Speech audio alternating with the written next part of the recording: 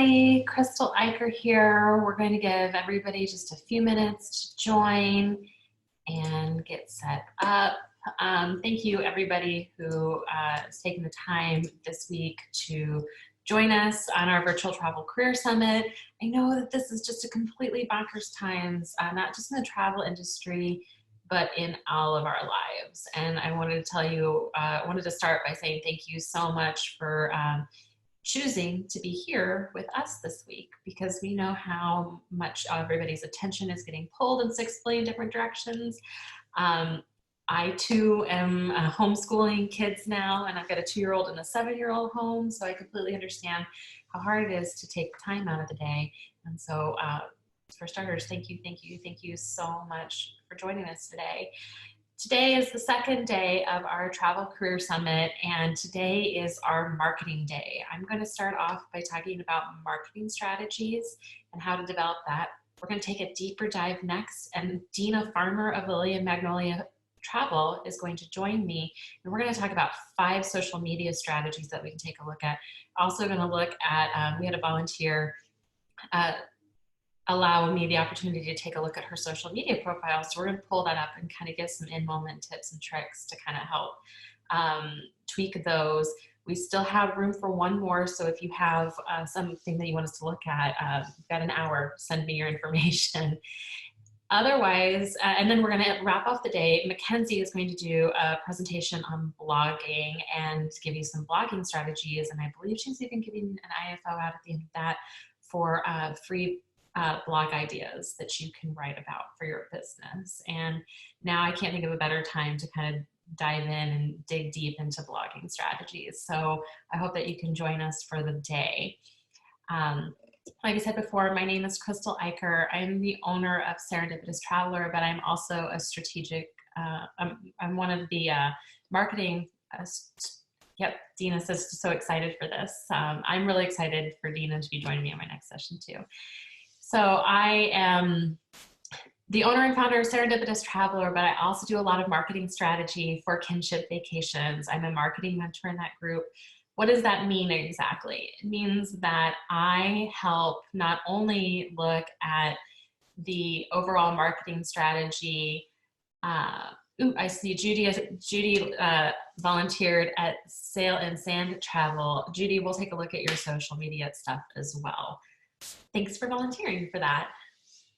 So I do marketing strategy for Kinship Vacations. So not only do I look at the marketing strategy for the overall organization of Kinship Vacations, but I also do one-on-ones with our ICs to help them with their marketing strategies. Because all of us as travel advisors work in different niches, or at least we should be. And so that means that none of us are going to have a carbon copy, cut and paste marketing strategy. Everything needs to be a little bit more tweaked. So even in the things that I'm going to talk about today, it's not going to be something that you can carbon copy, cut and paste exactly what Krystal does into your travel business. In fact, people that say that you can do that, I often say no, and a little bit kind of screech inside, because everything should come down to being very strategic to your niche and to your ideal client. So that's what we're going to dive into today. And that's what I do with the ICs at Kinship Vacation. I do a lot of one-on-ones with them so that we really are nailing down their message and their branding to make sure it's one cohesive, coherent thing that is going out to their target market, so that they're getting clients that they actually like and love to work with and are working on and working in their business from a place of inspiration, not a place of fear or desperation, which we're going to talk more about that. So I'm going to dive right into it because I know how precious everybody's time is. Let me share my screen here. There's always a tiny bit of a lag. All right, if you can see that, if somebody could just give me a heads up in the chat and say, yep, Krystal, we're with you. Totally see what you're doing. I would appreciate it. Thanks, Lorelei. I'm so glad you're here. Thanks, Julie. Thanks, Tracy. Judy, sorry, I don't know why I called you Julie.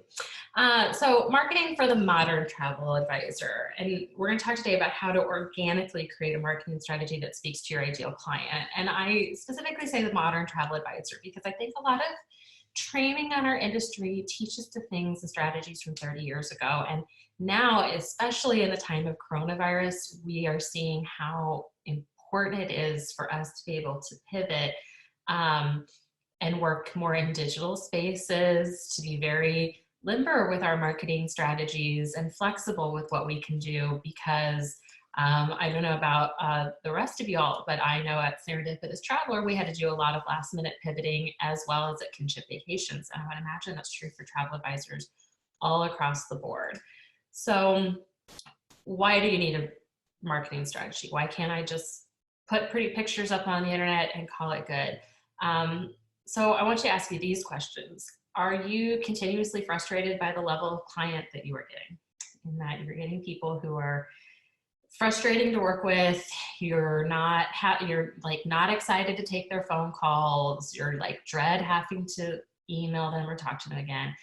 Do you even have clients? And that's a touchy subject, and it feels, gosh, really rough to,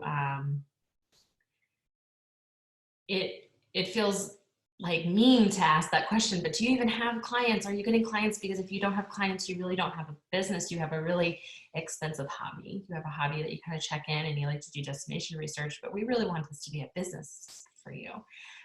Do you show up at work in the morning deflated and not inspired? You know, I'm coming at you from my office and my work desk. I love walking in here every day because I love the people that I get to work with and what I get to do. But if you are, you know, avoiding things on your way to the office, if you'd rather unload the dishwasher than jump in here to work, you know, that might be telling you something. And then do you say yes to clients out of fear of not knowing where the next source of income will show up? Do you not know, you know, do we just take anything and everything that comes our way? I think this is a really common thing, especially for new agents. We want to get our feet wet. We want to know how the game works. We want to kind of learn our process. But as we get into this, I like us to slowly like narrow our focus so that we know exactly what it is that we're here for. And so the first step is that a lot of agents start at this first step and they identify a niche. And so they declare themselves that they're going to be a group specialist, or they're going to do cruises, or they're going to be a family specialist, or they're going to be a luxury travel specialist. And I'm like, okay, and because you really need to get way more specific that, because groups can mean one of a million different things. Do you work with affinity groups? Do you work with Square Dancers Associations of America? Do you work with specific groups to help, you know, to move their trips? Do you work in groups in the capacity that you like to find just large groups of friends that travel together? I'm a group specialist. I work with girlfriend getaways. It's a little bit more of a narrow niche. We're going to keep going in a little bit more narrow as the presentation goes on. But cruises, if you write out, you know, your niche and you say, I service clients who love to go on Norwegian and Azamara cruises, I'm going to look at you and go, I don't think you know your audience at all, because very few people would that be a cross-sect for each other. Same thing with family. Do you do family trips to Disney? Do you do family trips that are hiking adventures? Do you do African safari family trips? Very different subsects and niches. Luxury is the most common one that I see this. People will declare themselves, I'm a luxury travel advisor. Luxury has so many different definitions. I define luxury as getting what you want, when you want, where you want. Some people will define luxury as only being, you know, a certain posh hotel in a certain part of town in certain cities, which is why it's so important to get specific. So I would start with a niche. I would start with kind of an idea of which area do you want to go into, and then you really need to know your target audience. So we really want to nail down who is your ideal client. And so the idea is to get as narrow as possible, because when you say yes to less, what you actually get is more. You get more ideal clients, more money, and more free time. And I want you to really think about this, you guys. How many clients do you really want to service in a year?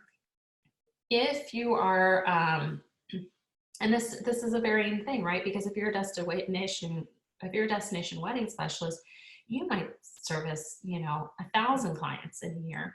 But if you are doing custom FITs, doing 1,000 fully independent travels, FIT. So doing 1,000 custom trips, that's an exhausting way to service your business. And so when we get really, really narrow and say we only work with these types of people at these levels of budgets for these types of trips, you really want, the reason we say that is because you don't need to attract 10,000 ideal clients. You really don't even need to attract 1,000. How amazing would it be if you were planning 50 trips? That's still a lot of trips. But if you had 50 clients, or let's say, let's get even more narrow, what if you had just 20 ideal clients that you were working with higher budgets, you were working with very specific things, you knew the product inside and out, so you were an absolute expert in that area, you spoke with confidence about it, you were excited about it, you loved your clients, and it gave you a really booming business. So what you get is you get more ideal clients, which gives you more money and more free time, which kind of helps us avoid a lot of the burnout that we end up seeing among a lot of travel advisors. So here's the thing, if it's not a hell yes, let it be a hell no. That's for my girl Marie Forleo. I love Marie Forleo. Anybody who knows me knows how much I love her. So if it's really like not something that you're just getting like, man, I am so excited about this, I cannot wait to dive in to work on this in my business, let it be a hell no. Let your intuition and let your gut kind of tell you where you want to go in this. I see so many travel agents say, well, I think maybe I would kind of like to do river cruising. Well, what does that even mean? You didn't even sound that excited about it when you were announcing it. And at the beginning is when we're the most excited about things. So if we're not excited about the beginning, I can tell you what, our enthusiasm level only goes down from here. Let it in your gut. When I said that I wanted to be the girlfriend getaway guru, I was so excited about it that I named myself with an alliteration and everything. Like I really just dove all into it. When I talk about going away on girlfriend getaways, my face lights up. I'll always think of a Disney travel agent that I was speaking to, Penny Cooper. When she talks about Disney, her entire face lights up. Where we were in a conversation and she was really being a wallflower, but when the conversation turned to Disney and luxury Disney options, man, she perked right up and like really rattled off all these amazing things and really showed off her knowledge. I see that from a lot of other different agents. So you really need to find out like what's your knowledge and what's your passion, what you really like to service. And I think the more specific and narrow you go, the louder you can be to that audience, which will help you attract that audience to you. So when we talk about who's your ideal client, I often will ask the ICs at Kinship Vacations, tell me, who's your ideal client? And they will almost always send me a three-line statement that gives, simple demographics. They might even name them, they might not, but they almost always give me their age. Are they married? Are they single? What their household income is, and their, male, female, what kind of language they speak. Really want you to go deeper than that. I want you to know your ideal client so well inside and out that they feel they feel like personal friends. When you write out your ideal client, it should be a couple of pages long. You should be diving into the psychographics of your client, their hobbies, their interests, the TV shows they like, what events do they attend? Do they go to the farmer's market on Sundays? Would they never be caught dead going to the farmer's market on Sundays? These are very polarizing opinions. Are they at church on Sundays? Do they attend church with their family? Do they attend it with friends? These are all, and there's a rhyme and a reason to all of this. So what do they do on the weekends? Where do they play tennis together? Or would they prefer doing a golf game? Or are they tailgating at the local football game? These are very different groups of people that we talk to. TV shows that they might like. Are they watching Tiger King right now? I don't know why I keep using that as an example for this virtual summit, but I think it's because it's just top of mind. Are they watching that right now, or are they still watching old Friends reruns constantly like I do? Do they Are they watching the nightly news at night? Is it the local news? Is it Fox News or CNN? These are two very different demographics of people, and you really need to know who they are. You're going to want to take it even further than that. What pain points do they have? What challenges and problems do they face? Yeah, Laurel, I haven't seen Tiger King either. It just pops up on my Netflix all the time. But I'll be honest, right now I'm in a very much a dark hole, little cocoon of all my happy TV shows. So I'm watching a lot of How I Met Your Mother reruns and Gilmore Girls reruns right now. So what pain points do they have? Where do they stay? What are their preferred cruise lines and hotels? The cruise line and hotel is a pretty specific thing.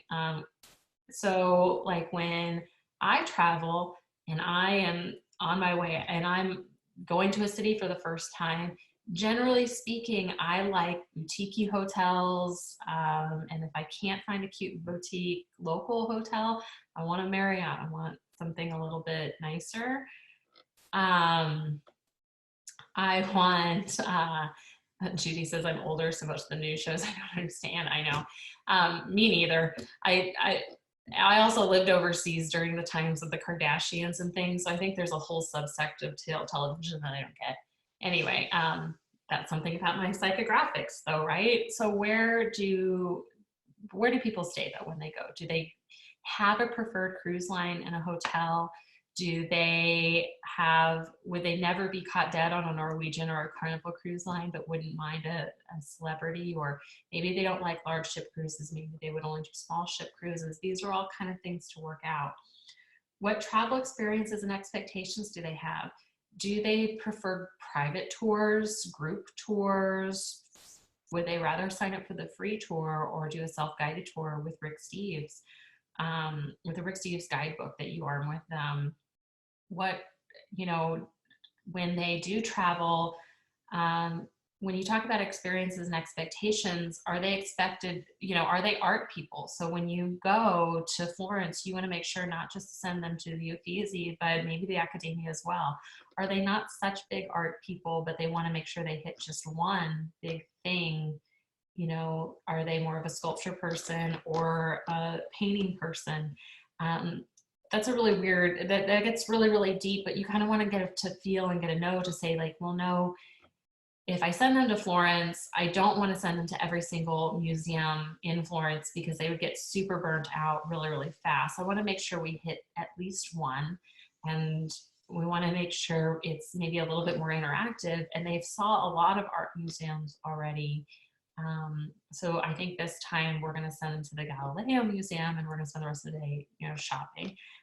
These are all just kind of things to kind of think through of what their expectations are. Where do they hang out? So where do they hang out both online and offline? So are they a Facebook user, an Instagram user? Are they on LinkedIn? Do they have a Twitter account? Are they younger and are they on TikTok? How are they on, are they only on TikTok because they have older kids on TikTok? These are all like little questions you want to ask. And then you want to know all these things because you want to know how you can gain access to them. Do your research. So I always like thinking about like what kind of magazines would my ideal client read, because magazines are very niche. And so if you go into a magazine at a Barnes and Noble, which you're not going to do right now in time of coronavirus, but even if you look at magazine websites, or if you're looking at websites that your client might frequent, what kind of advertising and marketing do they do? Because it's all done in a very specific way, very specific language is used to talk to different groups of people. The other thing I would look is what groups do they belong to? And by groups, I mean Facebook groups. What Facebook groups are your ideal client lingering in? If they're travel related, it's even a bonus for you. Lurk and listen, and then type help in the search bar on the side there and ask what's the common thread and question that comes up a lot for your ideal client. This all gets to be really important later on. So you want to know, like, what are the 3 questions you're constantly asked by your audience? When I get asked a lot by my ideal client, you know, my ideal client in my groups are girlfriend getaway. So a lot of people ask, like, where should we go for a girlfriend getaway? How much does it cost? How far out should we plan? These are the most common questions asked by my audience. Knowing what their big pain points or desires are is important. And it's what would be, and then that helps you. What that ultimately does is help you provide content for your valuable content for your client. What are their values, their beliefs, their ideals, their worldviews? Why? People want to do business with people they connect to and who get them. And so you want to know, what difference can you make in their lives? How does service improve their quality in life? And I put it here twice because I really want to emphasize, people want to do business with people they connect to and who get them. When you genuinely connect with people, they are more loyal to you. When you as a service, because we are a service-based industry, we don't sell a product. I don't have Disney in my backyard to give people. So what I'm doing is I sell a service. I sell them a service to get to their destination. I help service them there.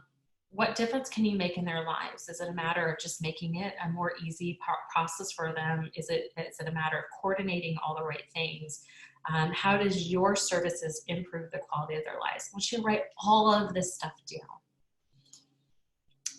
So when people start their marketing journey, they often think, okay, Krystal, I did it. I declared that I'm going to be the girlfriend getaway guru, and I've named my business Serendipitous Travelers. So what I did was I launched a website.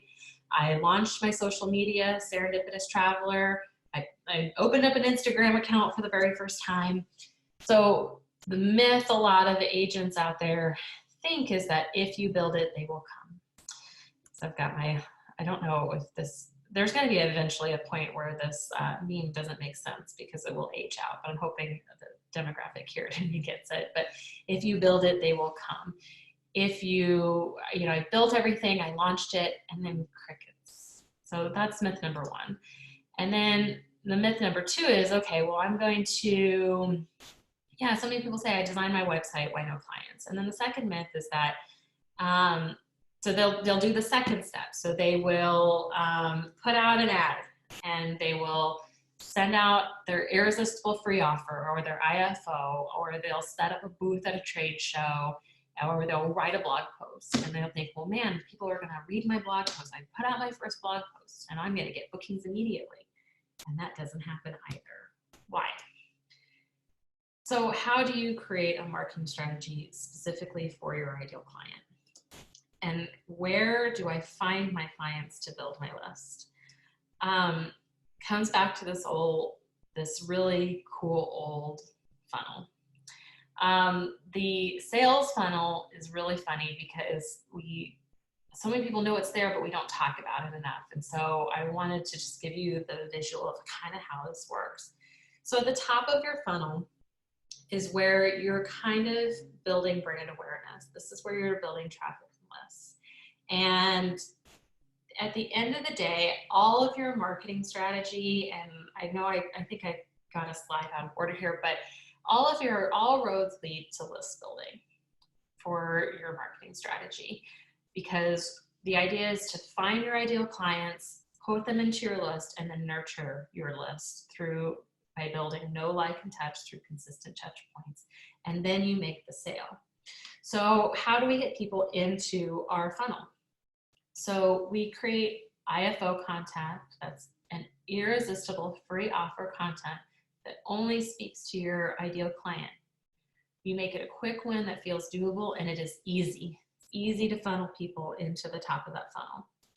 And then in the middle of that funnel, that's where you nurture the list. And that's when we do our weekly easings.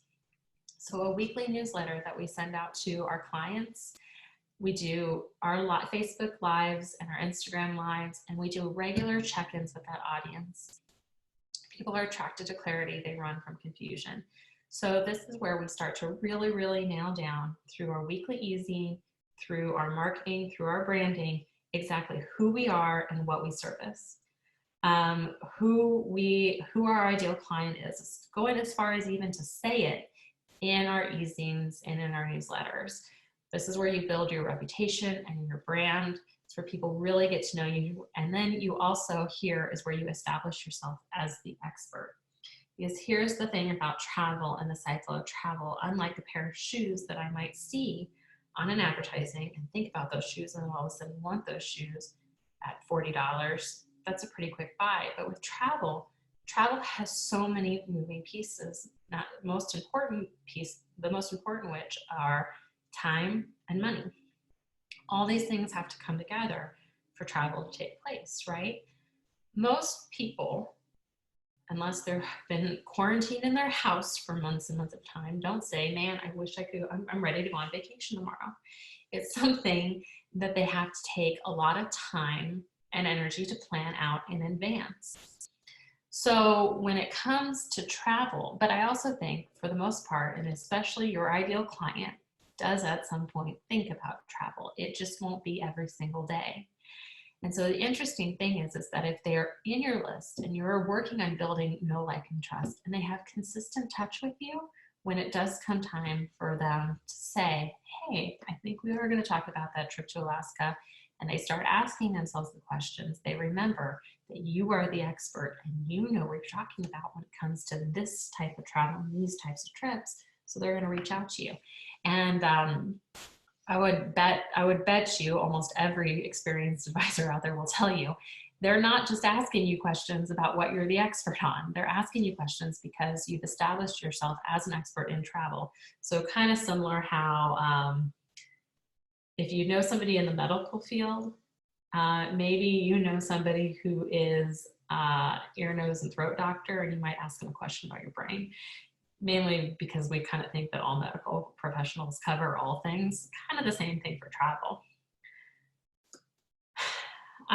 So I bring this back here. What are their values, beliefs, ideal worldviews, and what difference can you make in their lives? And how does your service improve their quality of life? This is where your IFO is built from, you guys.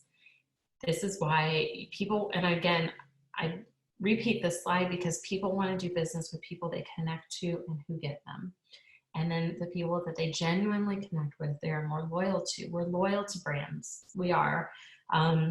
And so the more touch points we have with brands and the more we see brands exuding some of our same values, our same beliefs, and our same ideals and worldviews, those are the connections that we look to make with people. And that's who we want to do business with at the end of the day.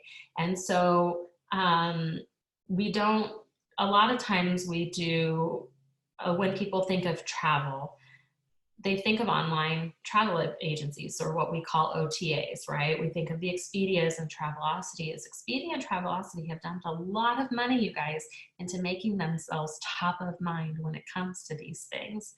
The idea is to take your very small subset. Remember at the beginning, I talked about you don't really want to talk to 10,000 people necessarily.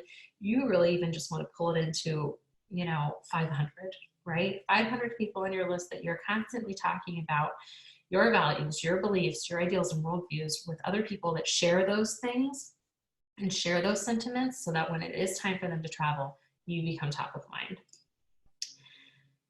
So let's talk digital marketing strategies. All roads lead to your list building. So the first thing you're going to do is you're going to develop and distribute your IFO, right? So you're going to write that irresistible free offer, which can come in the form of a PDF, of a quiz. It all comes down to your ideal client, right? If you're at a live event, maybe you're doing a giveaway, but I've also seen people do giveaways on their websites, right? Or on their Facebook page. I did a giveaway for a Kate Spade passport holder in my Facebook group. So giveaways, it's free, it's an irresistible free offer.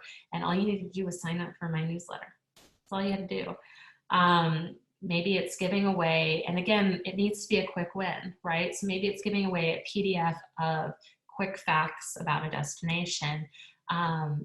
Again, it answers those questions that your ideal client is going to ask over and over again. So when you write that write-up, the reason we have you write it up in that way is because it all leads to your IFO. All of those questions are things that you can develop an IFO that speaks to those pain points, to those questions that get asked. My IFO is, where should we go for our next girlfriend getaway? and it's all personality based, and it really just kind of gives a quick answer of like, these types of personalities really would have fun on Caribbean cruise. These types of personalities would really more enjoy a Rhine River cruise, things like that. After that, you're going to pick your platform. What do I mean by that? So we're going to talk, and for this purpose, I really redid this whole talk to talk about digital marketing strategies, because that's the world we're living in right now. Everything is digital. So pick your platform. By that, I mean Facebook, Instagram, Pinterest, LinkedIn, Twitter. Pick your social media platform, and then it's pay to play, y'all. The idea is to develop and then distribute that IFO to get it in front of as many people as possible, again, to build your list. There's a lot of nuances in here that I did not go into today about your autoresponders and things like that, because that's a whole different talk. Quite frankly, we could have hours and hours and hours on how this kind of works, but I wanted to kind of give you the quick outline of how this goes. If at any point you guys have any questions, put them in the chat box or in the Q&A, and I'll be happy to answer any of them. Next, get really comfortable with video, because I could write 1,000 blog posts and people might skim through them, but man, if I get in front of the video, that's when people really get to know, like, and trust me. That's where people really get to know my personality. People see my face so that they know I'm a real person. And that's when you get your, that's when you genuinely start to build a relationship with people. People will start to interact with you more on video, and they'll really kind of get to know you. And then when you get people onto your list, right, make sure you're sending out a weekly newsletter or e-zine and a weekly touch point. And by touch point, I mean interact and engage with your audience and your social media platform, whichever one it is that you decided to choose. I always tell new agents, and even experienced agents who don't have a lot of experience being very strategic about this, pick one platform and pick the platform, go back to your ideal client write-up, pick the platform that your ideal client spends the most amount of time on. It's really kind of a no-brainer. I do most of my time on Facebook. My ideal clients spend most of their time on Facebook. That's where most of my leads and most of my marketing strategy lives on Facebook, because when I did the research on my ideal client generally is in their 40s to 50, if they're in their 40s and 50s.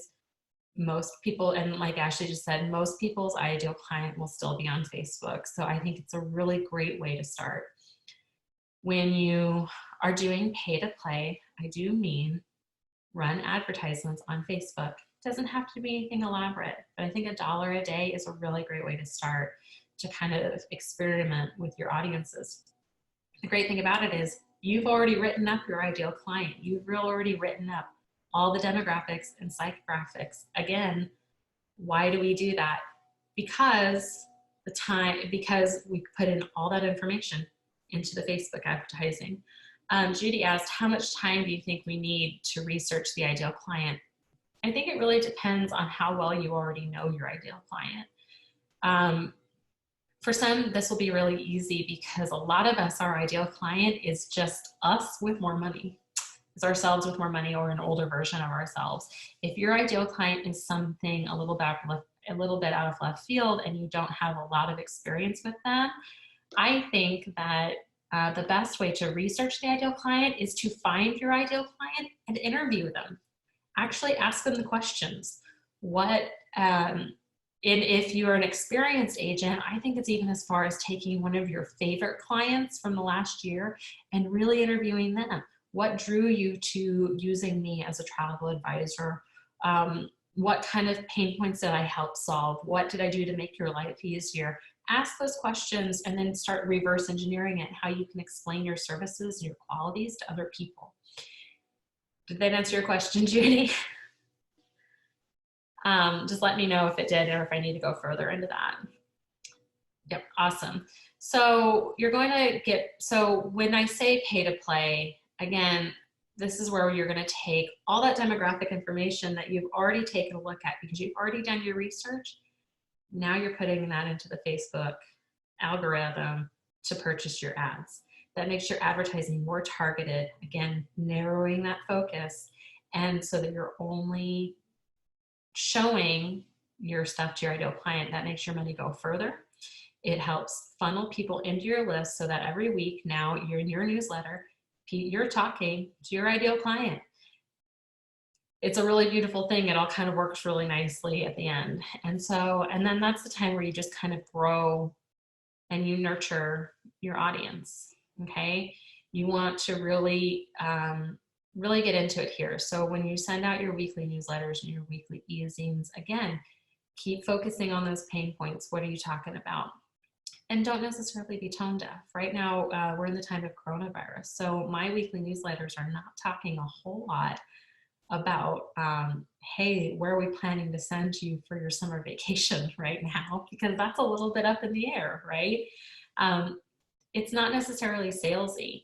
Your weekly newsletters and your e-zines and your touch points are, again, identifying and connecting with everything that your audience wants to consume. So I sent out a connectivity calendar to my ideal clients, or to my list, and then I ran advertisements advertising that to funnel them onto my list as an IFO. I think it was not travel related at all, but it spoke to a pain point. It spoke to a current ask and a current need now of like, how do we stay connected during this time? Well, here's a daily prompt to get you started.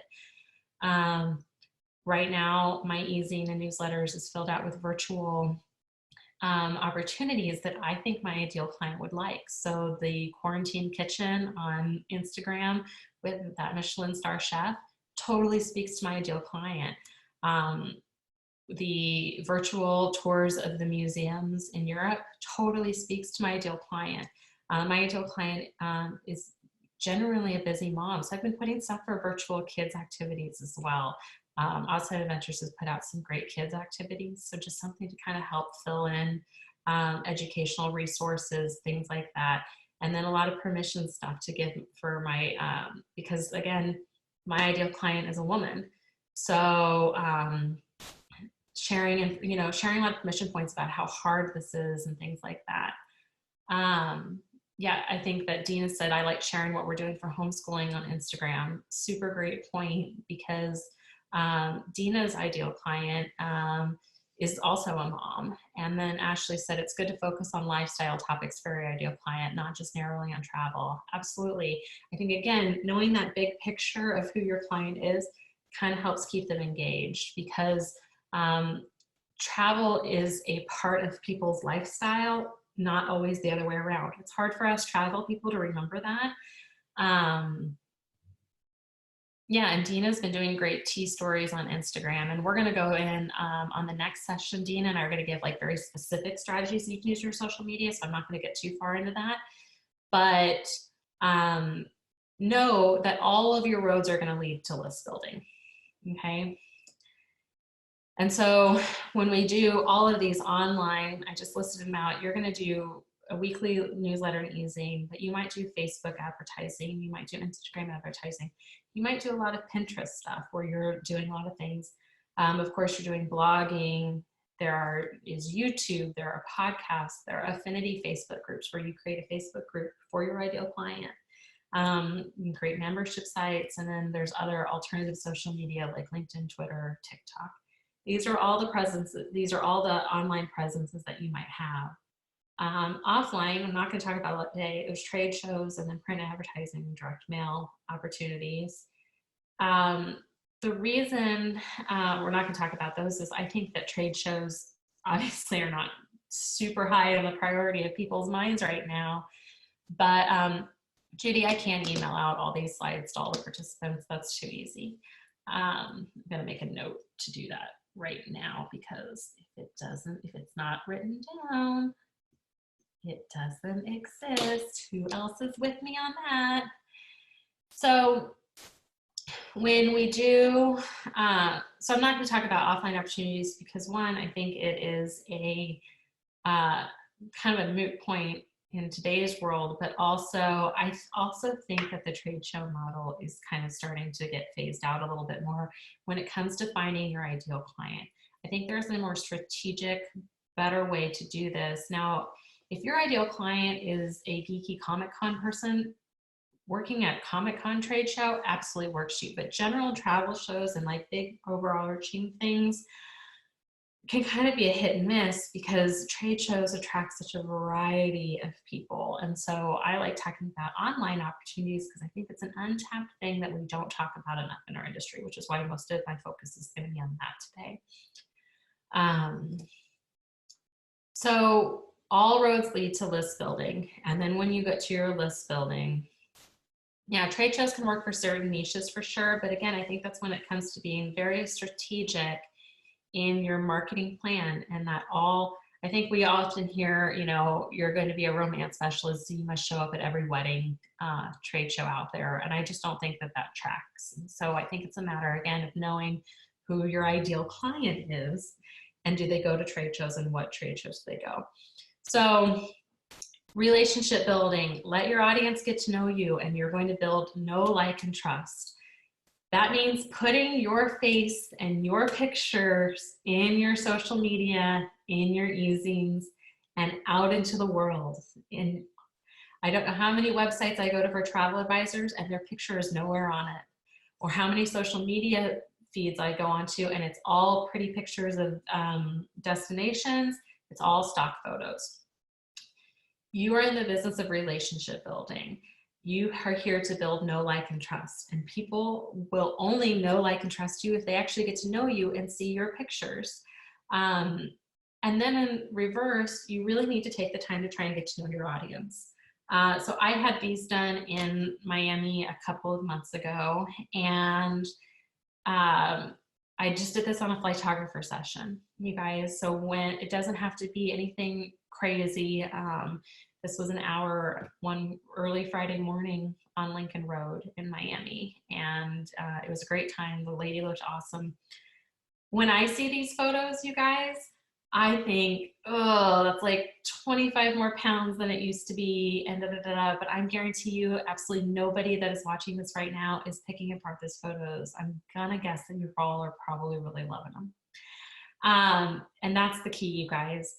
We see all of our flaws and we see my dad's calves or whatever in all of our photos, but other people only see how beautiful you look because we all kind of always tend to see, generally speaking, we want to see who they are. And Ashley says, yeah, that's a pet peeve of mine. I always go to the about section of every site and I want to know about the owners. I want to see a picture and learn about the people behind the company. Especially for travel advisor sites when that's missing. Yeah, so here's the thing. You are there to sell, you are not there to sell travel. You are there to sell your services and your brand of travel. Again, I'm going to say it again for the people in back. You are not there to sell travel. You are there to sell your services and your brand of travel. Your pictures show your brand.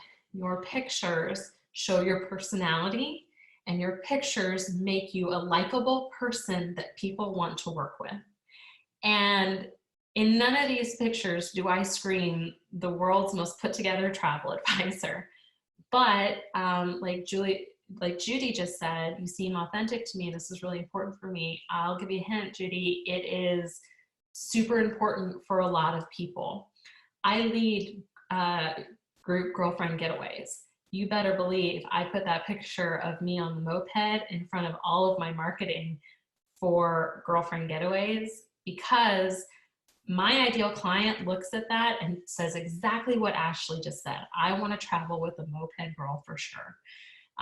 There are certain people who look at that, think I look ridiculous and would not be caught dead on a trip with me. And man, that is a blessing and a release for me because I don't want them on my trips either. There's going to be plenty of people that look at me on that Segway and think that looks terrible. What a dumb way to see the city. It's not cultured enough.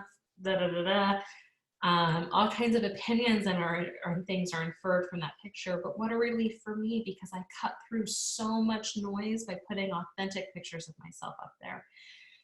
The other reason I share these pictures with you guys is that all these pictures were taken with an iPhone.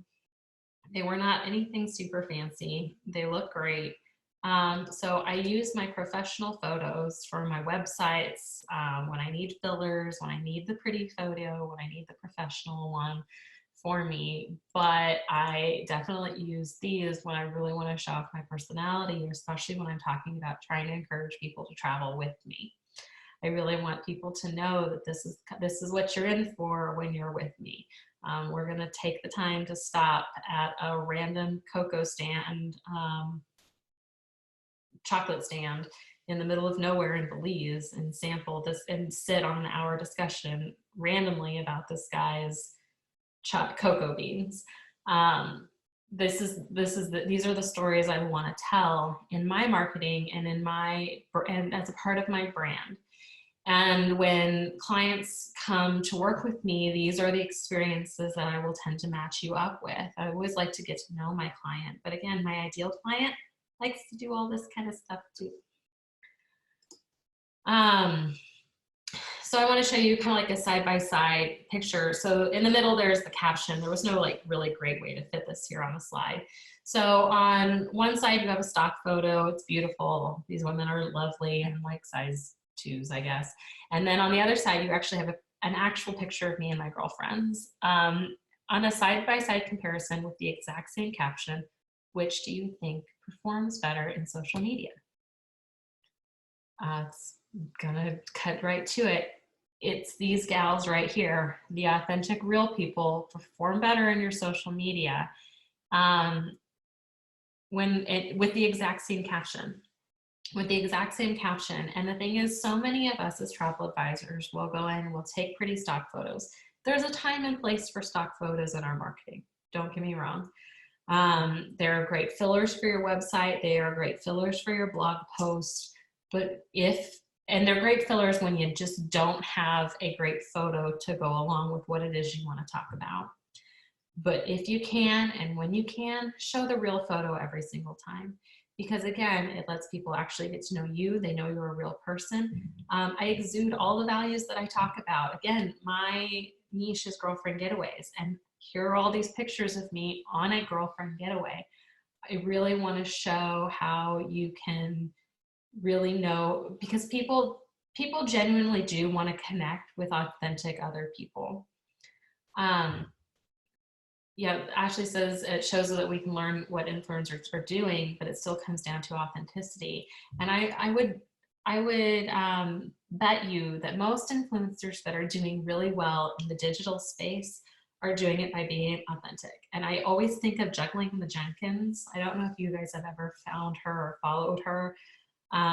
She does Facebook and Instagram shows. She's hilarious. I think she's also a stand-up comedian. You guys, she's like not a supermodel. She's not really gorgeous. She's a real live person, and she just kind of shows herself doing funny things.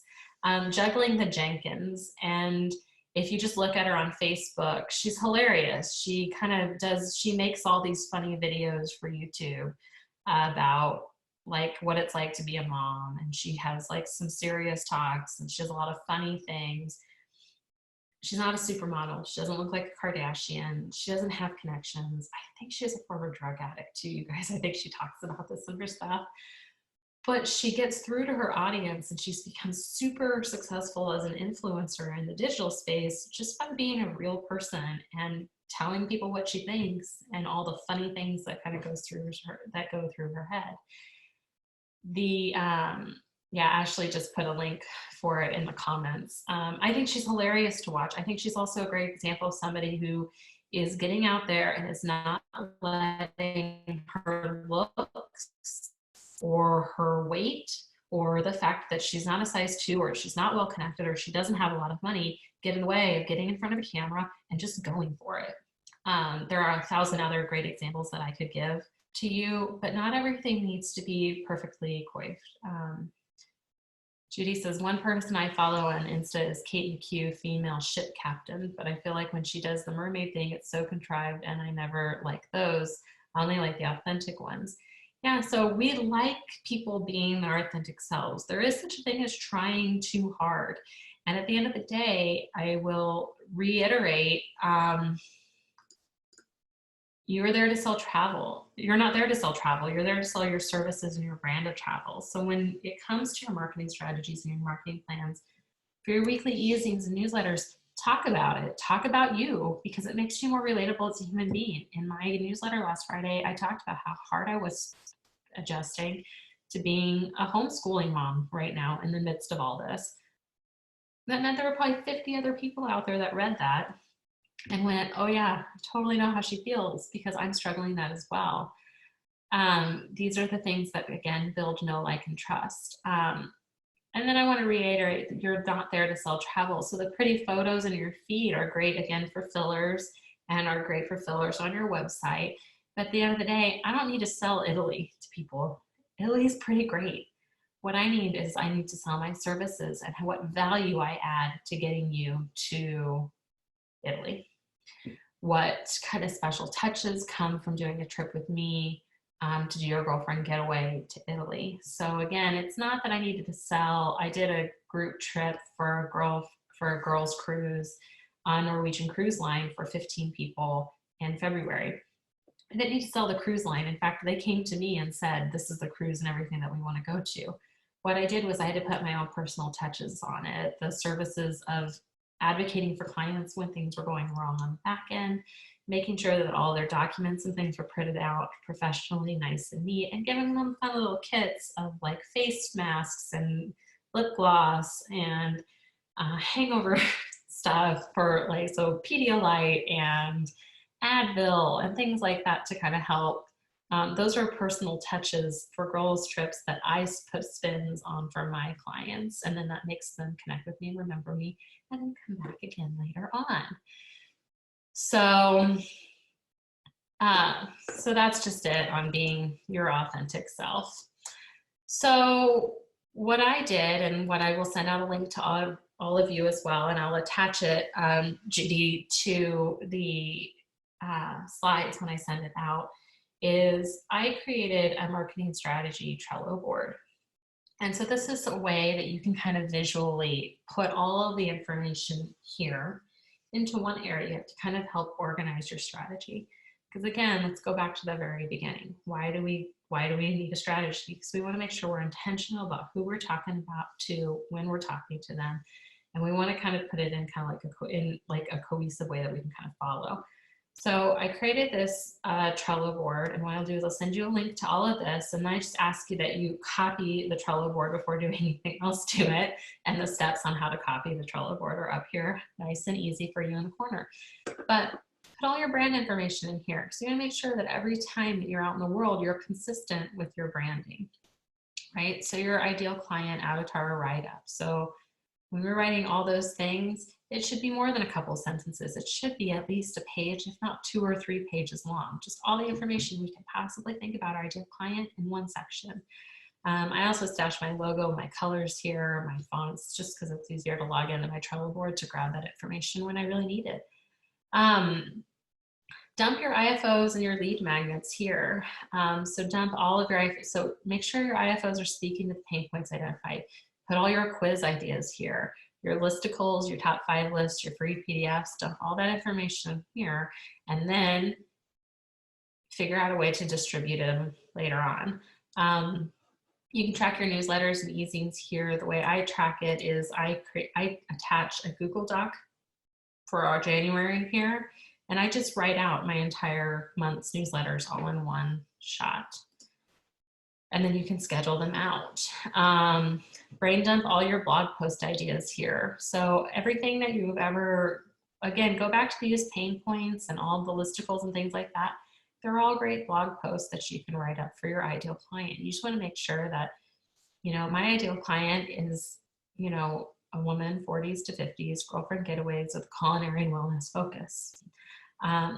Probably not going to write a blog article about my favorite Super Bowl team, for example, or best places to tailgate for travel. It wouldn't speak to my ideal client. So I want to make sure that all my blog posts and all the things I'm writing all speak to the ideal client. I also probably wouldn't do like the top 10 family vacation destination spots. Again, it doesn't totally speak to my ideal client in the setting in which I want to attract her. If you do a Facebook groups, I like keeping this column just to kind of give a rotating prompts for engagement. But if you catch Wendy and I later this week, we're going to take a deeper dive into Facebook group strategies, so I'm not going to jump into that. Same thing for social media strategies. Deanna and I are going to do a deeper dive into that, so I'm not going to jump into that. And if you do a podcast, you can do a brain dump of different podcast ideas that you have. So I will send out this Trello board to everybody that attended here on the Zoom webinar. I get a nice, that's why we have you guys register, so I get a nice little list of that. That was a really, really quick overview on a marketing strategy. I'm just ended it with one more note again to just really drive it home. You're not there to sell travel. You're there to sell services and your brand of travel. And you're there to do it to a very specific client. We use different jargon, we use different language when we talk to our grandmothers versus when we talk to our 5-year-old, when we talk to our husbands versus when we talk to our girlfriends. We use different jargon when we're talking in a more professional setting and when we're talking a more personal setting. And that's why it's so important to nail down exactly who it is we're speaking to. So we're making sure to use the right language, the right words, and we're speaking to the right things when we're doing it, because that's how you're going to attract your audience. And then remember, all roads lead to list building. All roads lead to lists that you can grow and nurture so that you can sell your services and your brand of travel. Do we have any questions before I wrap it up? We are going to put we're going to upload this into our Facebook group so you can catch the replays. We will be doing replays of all of this. I'm going to stop sharing my screen for this part. So we're going to put in all the replays in our Facebook group, Travel Advisor Training and Mentorship group. We're also going to, the rest of the days, like I said, followed up by Dina and I with social media strategies, followed by Mackenzie this evening. She's going to talk about great blogging strategies. Would love to know your guys' thoughts. Anything else that I can answer questions on, please, please, please reach out to me. You can reach me at krystal@kinshipvacations.com. It's Krystal with a K. Or you can reach out to me in the Facebook group, tag me in there. I'd be happy to answer any questions that you have about marketing strategies or developing those. Like I said, we'll send out the list of the slides and the Trello board to the attendees. Otherwise, I hope you all have a wonderful day. Thank you so much for joining me this Tuesday morning, this last day of March. It was the longest month ever. So hope April goes by maybe a tiny bit faster. And I'll catch you guys the rest of the day. Thanks so much.